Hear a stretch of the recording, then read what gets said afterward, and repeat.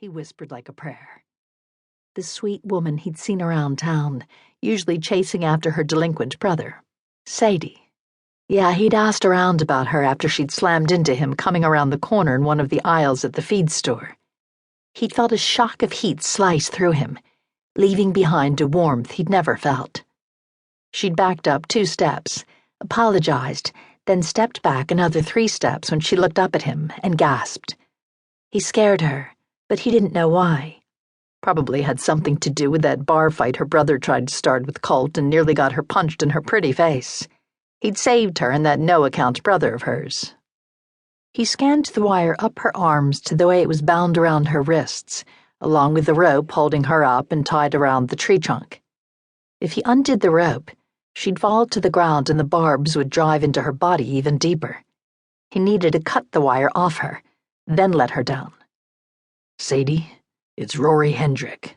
Do you remember me?" Her eyes fluttered but never opened.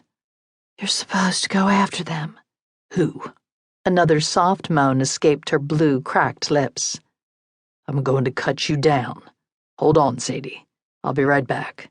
I promise." He ran down the hill to his horse. He shoved the useless rifle back in the scabbard, dug through the saddlebag, and found the wire cutters he kept there in case the cattle broke through a fence and got tangled. He pulled out the scarf he'd forgotten was in there and a knit cap. He drank most of the water he brought along. The 2 inches of water in the bottle would have to do for now. He'd get Sadie to the hospital. How? She was in bad shape. He couldn't ride the 4 hours back to the ranch with her in the saddle. She'd been tortured enough. He couldn't put her through a grueling ride, too. Unsure how to take care of her, he ran up the hill to do what needed to be done immediately. He hated to hurt her, but getting her down meant cutting her free and pulling the wire out of her skin. Seeing her strung up like that stunned him again. He feared he'd never get the gruesome image out of his mind. He skidded to a stop in front of her and fell to his knees.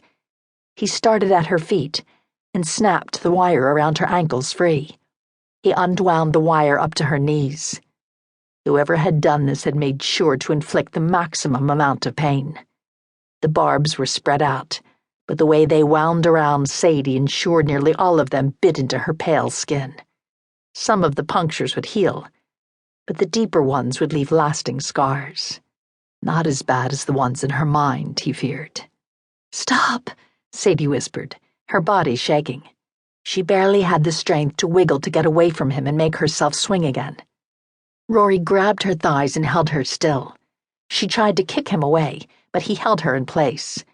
One of the barbs sliced his palm. He pulled free, hissing at the sting it left behind. The thought of amplifying that pain more than 100-fold over his body made his stomach tight and his heart sink. He tried not to imagine the agony Sadie felt, but he couldn't help himself. Resolved to the task ahead, he used the cutters to snip the wires up the front of her. Then he went to her back and did the same.